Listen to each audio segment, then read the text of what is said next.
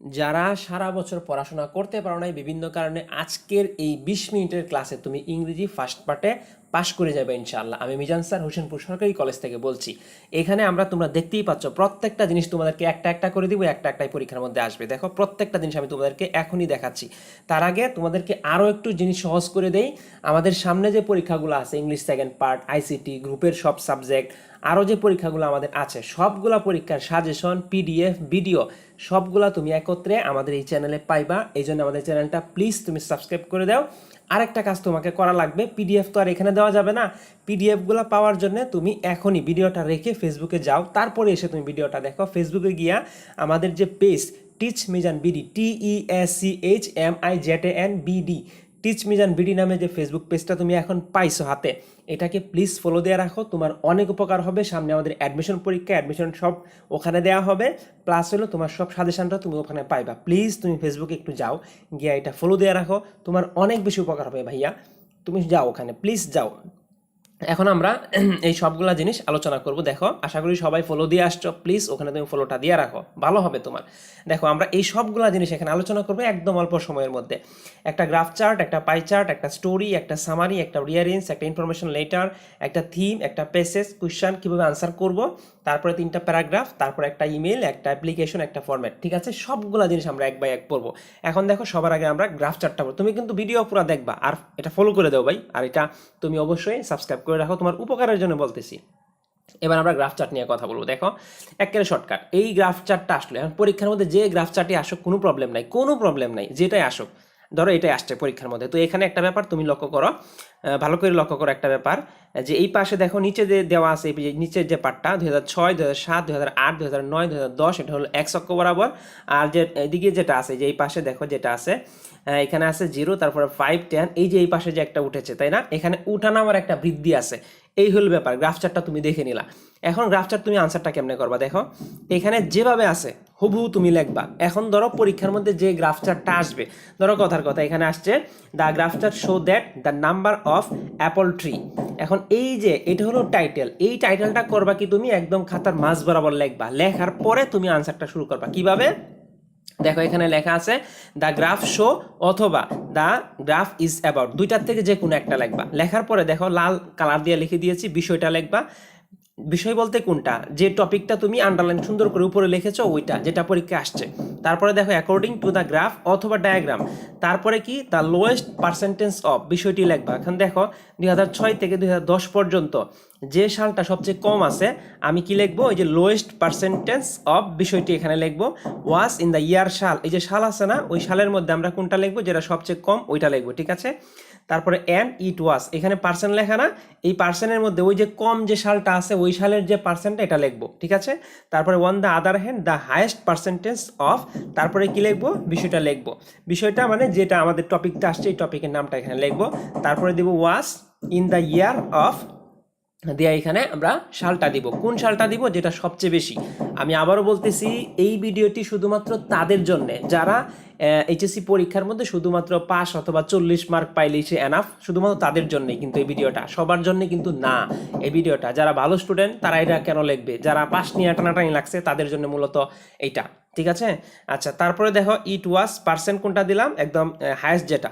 এরপরে লেখা আছে ইট, এখানে দেখো 3টা লাল কালারের ওয়ার্ড আছে, এটার মানে হলো বৃদ্ধি। 3টা থেকে তুমি যে কোনো একটা লিখলা। অ্যারাউন্ড, তারপরে একটা প্রথম যে পার্সেন্টটা এখানে লিখবা সর্বোচ্চটা, তারপরে 2 দিয়া, তারপরে যে পার্সেন্টটা এটার মধ্যে লিখবা সর্বনিম্নটা। ফ্রম দ্য ইয়ার, এখানে কি লিখবা, সবচেয়ে বড় যে সালটা এটা, তারপরে 2 দিয়া, তারপরে ছোট যে সালটা এটা। ওকে, এখানের কাজ কিন্তু শেষ। আচ্ছা আমরা সামনের দিকে যাই, পরে দেখো লেখা আছে ইন সাল, এখান থেকে যে শুরুটা হবে, এখান থেকে এই যে ইনের পরে এখান থেকে একদম সিরিয়ালি দেখো 2006 থেকে নিচে দিয়ে দিয়েছি আমি, দেখো এই যে এখানে দিয়েছি 2006 থেকে শুরু করে 2010 পর্যন্ত, এখানে যে সিরিয়ালটা আছে ইন 2006 সাল, বিষয়টা লিখবো মানে যে টপিকটা আসছে। তারপরে ইট ওয়াজ 2006 সালের যে পার্সেন্টেজ আছে ওইটা লিখবো। তারপরে in the next year it was 2006 এর পরে কত, 2007, তারপরে 2007 দিব। During this period it varied from, এই যে 2007 এর পার্সেন্টেজ দিব টু, তারপরে দেখো এই যে ফ্রমের পরে যে পার্সেন্টটা আছে এখানে দিব আমরা সর্বোচ্চ পার্সেন্টটা, আর 2 এর পরে দিব কি সর্বনিম্ন পার্সেন্টটা। ওকে, তারপরে দেখো হাউএভার ইন সাল, হাউএভার ইন সাল এখানে দিব 2007, তারপরে বিষয়টি লিখবো, তারপরে 2007-এর যে পার্সেন্ট আছে ওটা দিব, অ্যান্ড ইন সাল আবার দিব কি 2008, তারপরে লিখবো বিষয়টি ইট ওয়াজ 2008-এর যে সালটা আছে ওইটা দিব, এগিন দেওয়ার পরে দেখো সামনের দিকে গিয়া ইট ওয়াজ এই যে পার্সেন্ট, তারপরে দিব এখানে 9 অথবা মনে করো 10 দিলা, 10 ইট ইনক্রিজ অথবা decrease from the last year. Okay, এইভাবে তুমি এখানে গ্রাফটা পুরা করবা। লাস্টের যে লাইনটা ধাস অথবা ফাইনালি যে কোনো একটা দিলা, তারপরে দ্য গ্রাফ শো দ্যাট পুরা লাইনটা তুমি এখানে দিলা, দেওয়ার পরে রাইস অ্যান্ড ফল অথবা এটা লিখবা অথবা সাম অন দ্য ইনক্রিজ এটা লিখবা, লিখে তারপরে অফ দিয়া লাস্টে কি দিবা বিষয়টা দিবা, তাহলেই তোমার গ্রাফ এখানে শেষ। পরীক্ষায় যে গ্রাফই আসুক না কেন তুমি এভাবে এটা কভার করে ফেলবা। ঠিক আছে, আমাদের গ্রাফ শেষ। এখন আমরা যেটা দেখবো, তোমরা যদি ভাই এখনো সাবস্ক্রাইবটা না করো, সাবস্ক্রাইবটা করো, তোমার উপকারের জন্য বলতেছি, আমার উপকারের জন্য না। আর যদি ফেসবুকটা ফলো দিয়ে না থাকো, প্লিজ ফেসবুকে যাও, টিচ মিজান বিডি, ওটা লিখে যে পেজটা আসবে ওটা ফলো দিয়ে রাখো, তোমারই উপকার হবে। কারণ সামনে সেকেন্ড পার্ট, তারপর আইসিটি সব সাজেশনগুলো তুমি ওখানে পিডিএফ আকারে পাইবা, এটা তোমার উপকারের জন্যই বলতেছি আমি, তুমি ওখানে দেখে ফেলো। পাইচার্ট দেখো, তো পাইচার্ট শিখবো কয়টা, মাত্র একটা, এটা খুবই সহজ। এখানে একটা গোল চাক্কার মতো একটা পাইচার্ট দেওয়া আছে, পরীক্ষার মধ্যে যেটা আসবে এখানে দেখো কালারিং করে দেওয়া আছে, যে ক্রিকেটের একটা কালার, ফুটবলের একটা কালার, বাস্কেটবলের একটা কালার, তারপরে হকির একটা কালার, সবগুলা কিন্তু আলাদা আলাদা কালার দেওয়া আছে এখানে। ঠিক আছে, আচ্ছা তাহলে দেখো লিখবো কিভাবে। প্রথম কাজটা কি করব, যেটা পরীক্ষার মধ্যে আসবে ওই যে হেডিংটা আছে, হেডিংটা মাঝ বরাবর লিখবো, তার নিচের থেকে আমি লেখা শুরু করবো। Okay, the pie chart show that অথবা the pie chart is about, দুইটার থেকে যে কোনো একটা লিখবো, লেখার পরে যে বিষয়টা পরীক্ষার মধ্যে আসছে আমি ওইটা দিয়ে দিব। ওকে, তারপরে according to the pie chart term of the lowest person. Okay, দেখো বিষয়টি লিখবো, লিখে ইন ছোট অংশের নাম, দেখো এদের মধ্যে সবচেয়ে ছোট কে, ক্রিকেট, তাহলে ক্রিকেট লিখবো, অ্যান্ড ইট ওয়াজ, ক্রিকেটের যে পার্সেন্টেজ আছে ওটা দিব, তারপরে অন দ্য আদার হ্যান্ড দিয়া এখানে দিব যে সবচেয়ে বড় যে পার্সেন্টেজ আছে ওটা দিব, আর সবচেয়ে বড় যে নামটা আছে ওইটা দিব, অ্যান্ড ইট ওয়াজ দিয়া ইট ইনক্রিজ অথবা ডিক্রিজ অ্যারাউন্ড, দেখো সবচেয়ে বড়টা দিবা, তারপরে দিবা সবচেয়ে ছোটটা ইট ওয়াজ, তারপরে দেখো বড় অংশের নামটা দিবা, তারপরে ছোট অংশের নামটা দিবা, আর কোনো কাজ এখানে নাই। তুমি যদি ভিডিওটা আগে নাও পড়ে থাকো, এখন দেখলেই কিন্তু কাজটা হয়ে যাবে। তারপরে দেখো দা পাই চার্ট টার্ম হবে, প্রথম অংশটার নাম, বিষয়টি লিখবা। প্রথম অংশ বলতে কোনটা, ওই যে সবচেয়ে বড় যেটা প্রথম অংশ এটা, তারপর ইট ওয়াজ তার পার্সেন্টটা ইন, দ্বিতীয় অংশটার নাম, দ্বিতীয় অংশ বলতে কোনটা দেখো এখানে যেটা বোঝাচ্ছে, এখানে যে ক্রিকেট এটা ছিল সবচেয়ে বড়, তারপরে দেখো তার ফুটবল, তারপরে এটা হলো দ্বিতীয়, তারপরে দেখো বাস্কেটবল এটা হলো তৃতীয়, তারপরে হকি এটা হলো কি চতুর্থ। এই জন্য একটা সিরিয়ালি আমরা এখানে বসায় দিব, এখানে আর কোনো কাজ নাই, জাস্ট খালি সিরিয়ালি বসাইবা আর কাজটা হয়ে যাবে। এখন পরীক্ষার মধ্যে যেটাই আসুক, হাউস হোল্ড আসতে পারে, তারপর ইনকাম আসতে পারে, তারপরে ধরো ওই ইন্টারনেট আসতে পারে, অথবা এই যে কি বলে এটাকে ইয়ারসিটি আসতে পারে, পরিবেশ দূষণ আসতে পারে, যেটাই আসুক না কেন তুমি জাস্ট খালি এখানে যেমনি আসে খালি এমনি খালি তুলে দিবা, তাইলেই তোমার এখানে হয়ে যাবে। ঠিক আছে, কিছু না লিখে আসার থেকে লেখা কিন্তু ভালো, এই জন্য কিন্তু এটা।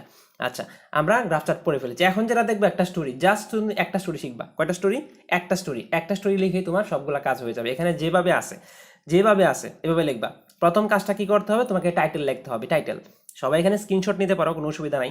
দেখো প্রথমে তোমাকে টাইটেলটা লিখতে হবে, দ্য স্টোরি অফ, এই যে টাইটেলটা লিখতে হবে। এখানে টাইটেলের মধ্যে তোমাকে 2 অথবা 3 মার্ক দিয়ে দিবে টাইটেলের মধ্যে।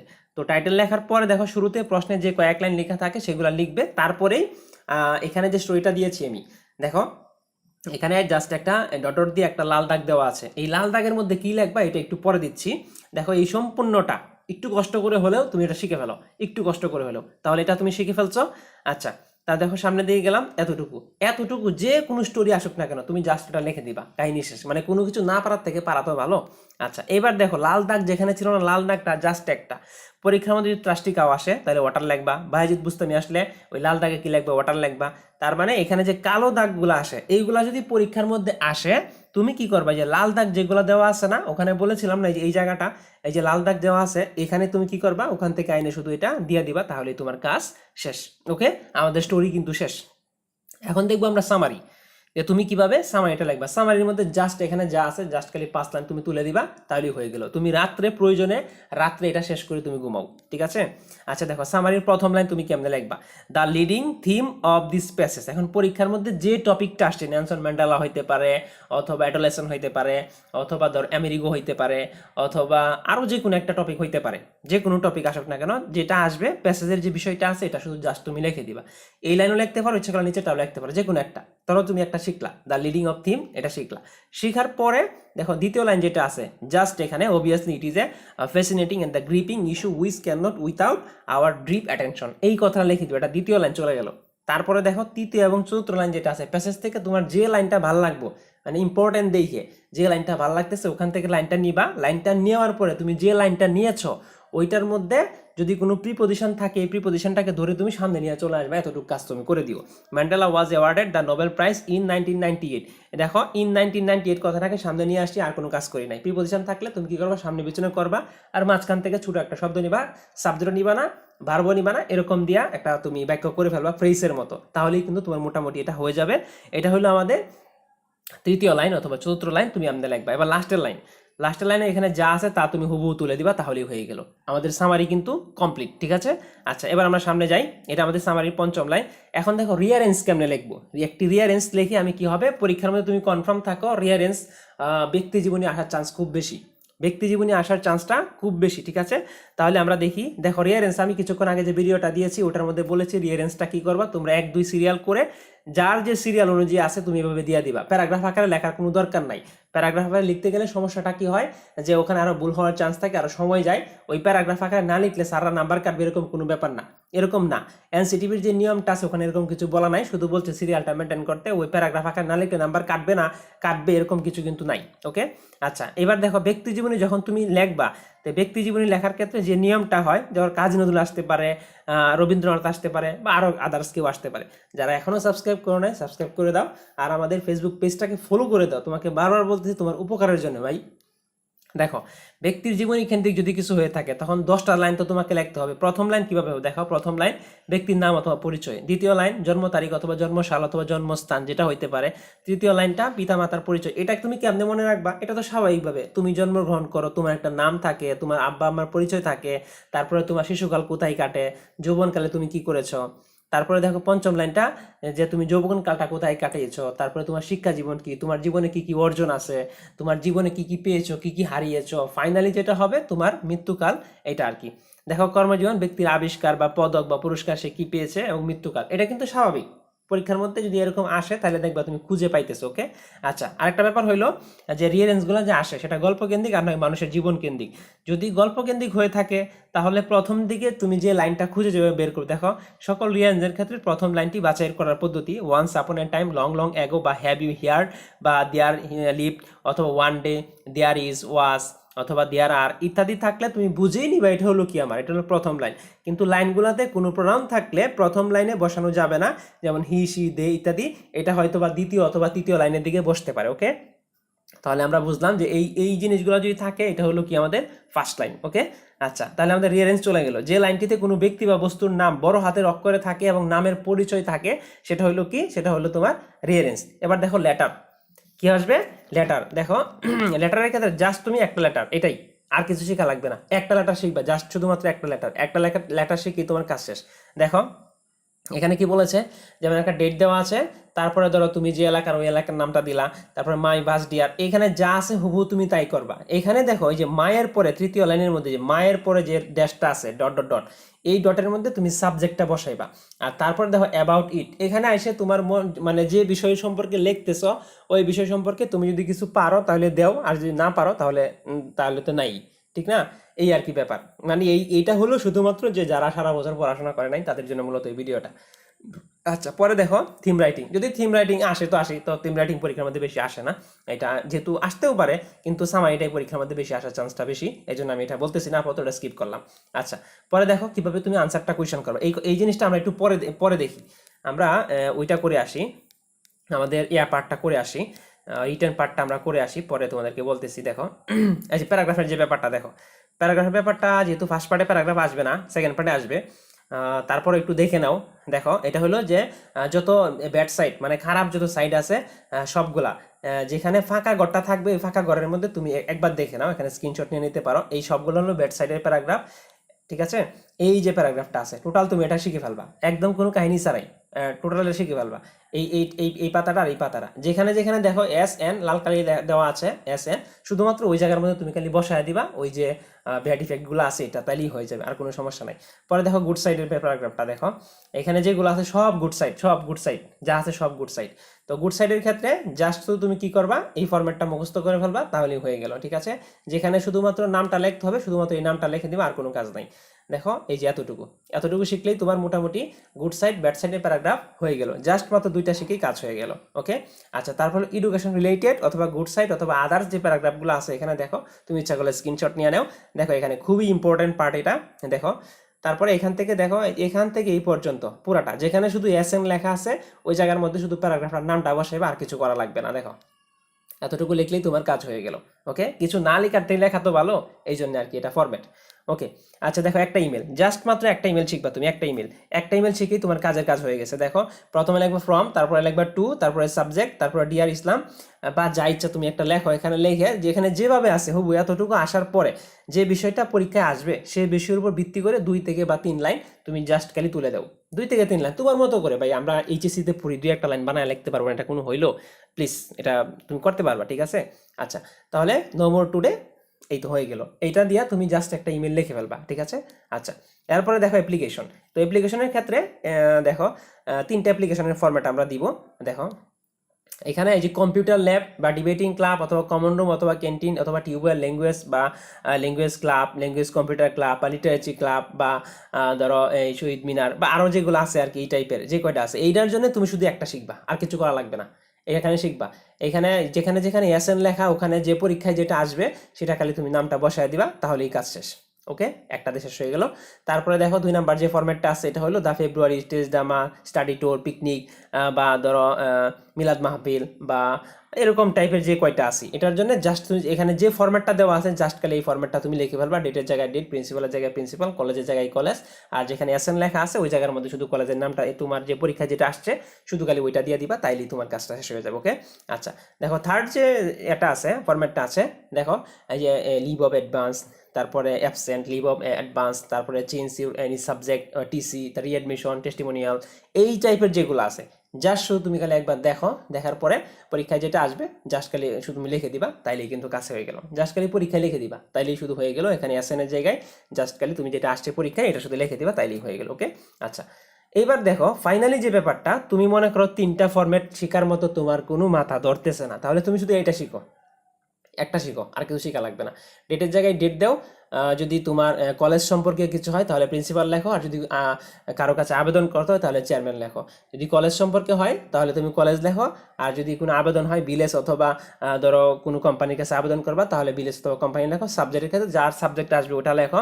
তারপর দেখো ওই ব্যাক রেফারেন্স করলেই, তুমি যদি স্টুডেন্ট হও, ছাত্রছাত্রীদের জন্য আবেদন করতেছো তাহলে স্টুডেন্ট লিখবা, আর যদি কারোর জন্য আবেদন করো এলাকার জন্য বা কোনো অধিদপ্তরের কাছে তখন তুমি পিপুল লিখবা।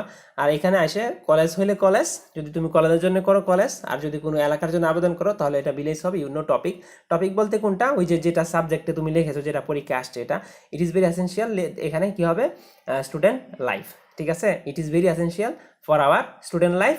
আর যদি কোনো পিপুলের জন্য লেখো তাহলে এখানে স্টুডেন্টের বদল কি হবে, পিপুলটা হবে, ঠিক আছে? যেখানে যেখানে পিপুল হওয়ার মানে মানুষের জন্য আবেদন করবা সেখানে পিপুল হবে, আর যদি তুমি কলেজের জন্য করো তাহলে কলেজ হবে, স্বাভাবিক ব্যাপার।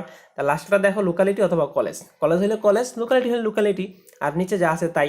তুমি যদি কলেজের ছাত্রদের জন্য লিখে থাকো তাহলে কি হবে স্টুডেন্ট অফ ইউর কলেজ অথবা পিপুল, আর যদি এটার জন্য লিখে থাকো এটা। তাহলে একটা জিনিস আমাদের বাকি আছে, এখনো যারা সাবস্ক্রাইব করো না প্লিজ সাবস্ক্রাইব, আর আমাদের ফেসবুক পেজটা প্লিজ তুমি ফলো দিয়ে রাখো। দেখো আমরা যেটা এখানে সামনে রেখে চলে আসছিলাম, আমরা একটু এটা দেখা দিই তোমাদেরকে, এটা কিভাবে করতে হবে। আমরা 20 মিনিটের মধ্যে বলেছিলাম শেষ করব, দেখা যাক, আমরা শেষ করার চেষ্টা করতেছি। আচ্ছা দেখো এই পার্টটা হলো কোয়েশ্চেন আনসার করার লেখার নিয়ম, মানে যে আমাদের যে পরীক্ষায় যে একটা প্যাসেজ আসবে এখান থেকে তোমাকে কোয়েশ্চেন তো আনসার করতে হবে, সেক্ষেত্রে তুমি কিভাবে আনসারটুকু করবা এই জিনিসটা তুমি দেখে রাখো। হোয়াই মানে কেন, হো মানে কে, হোয়ার মানে কোথায়, হোয়ার মানে কখন, হাউ মানে কিভাবে, হোয়াট মানে কি, এইগুলা দিয়েই কোশ্চেনটা হবে তোমার। দেখো প্রশ্নটা যদি প্রেজেন্ট টেন্সে থাকে তোমাকে উত্তরটা প্রেজেন্ট টেন্সেই করা লাগবে, প্রশ্নটা যদি পাস্ট টেন্সে থাকে উত্তরটা কি করা লাগবে, পাস্ট টেন্সেই করা লাগবে। ওকে, দেখো উত্তর লেখায় যে নিয়মটা আছে, হয় দিয়ে তোমাকে যদি প্রশ্নটা করে প্রথমে প্রশ্নটা সাজাতে হবে, তারপরে বিকজ লিখতে হবে, পরে প্যাসেজ থেকে উত্তরটা লিখতে হবে। বুঝছো ব্যাপারটা? প্রথমে প্রশ্নটা সাজাতে হবে, তারপরে বিকজ লিখতে হবে, পরে প্যাসেজ থেকে উত্তরটা বের করতে হবে যদি হোয়াই দিয়ে কোশ্চেনটা করে। দেখো হোয়াই ইজ কি লিখছে এখানে, নকশিকাতা ফেমাস, নকশিকাতা কেন আসলে বিখ্যাত, তাহলে নকশিকাতা যেটা কিন্তু প্রেজেন্ট টেন্সে আছে, নকশিকাতা ইজ ফেমাস, পরে কি লিখবো বিকজ, আর বাকিটুকু তোমার কোশ্চেনে দেওয়া থাকবে, এখান থেকে তুমি প্রেজেন্ট ইনডিফিনিট টেন্সে কিন্তু করে নিবা, তাহলেই তোমার উত্তরটা হয়ে যাবে। ওকে, আচ্ছা দ্বিতীয় যারা দেখো হো দিয়ে যদি প্রশ্নটা করে তাহলে তুমি কেমনে করবা, হোয়ের জায়গায় প্যাসেজ থেকে শুধুমাত্র ব্যক্তির যে নামটা আছে ওই নামটা বসালেই কাজ শেষ, বাকি শুধু প্রশ্নের যে উত্তরটা সেটা দিয়ে দিবা। এখানে বলছে who is the writer of paper বুক, তাহলে ব্যক্তির নামটা কি, তাহলে দেখো এখান থেকে আমি কেমনে ধরছি ব্যাপারটা, যে pepper is the writer of paper বুক, তাহলে শুধুমাত্র ব্যক্তির যে নামটা আছে, এই যে ব্যক্তির নামটা আমরা প্রথমে দিব, ব্যক্তির নামটা প্রথমে দিয়া পরে লিখবো pepper is a writer of paper বুক, তাহলেই তোমার কাজ শেষ। হো দিয়ে প্রশ্ন করলে জাস্ট শুধু কি হবে, ব্যক্তির নামটা হয়ে যাবে। ঠিক আছে, আচ্ছা 3 নাম্বার হলো দেখো হোয়ার দিয়ে যদি কোশ্চেন করে তাহলে তুমি কেমনে সাজাইবা, প্রথমে প্রশ্নটি সাজাতে হবে, প্যাসেজ থেকে স্থান অথবা জায়গাটার নাম লিখলে উত্তরটা কি শেষ। হোয়ার ওয়াজ দ্য সেমিনার হেল্ড, তাহলে আমরা কি লিখবো, এখানে সাবজেক্ট হলো দ্য সেমিনার হেল্ড ইন, হেল্ডের পরে কি বসে, একটা অ্যাপ্রোপ্রিয়েট প্রিপোজিশন ইন বসে, হেল্ড ইন, তাহলে যে জায়গাটার নাম আছে জাস্ট খালি ওই জায়গাটার নাম দিলেই কাজটা হয়ে যাবে। ওকে, তারপরে দেখো হোয়ার দিয়া যদি আমরা আবার হোয়ান দিয়ে কোশ্চেন করি তাহলে শুধু কি হবে, ওই যে টাইমটা বসাইতে হবে, তাইলেই হয়ে যাবে। প্রশ্নটা যেভাবে সাজাইতে হবে, দেখো when did Bangladesh become independent, বাংলাদেশটা কত সালে কি হয়েছিল, স্বাধীন হয়েছিল।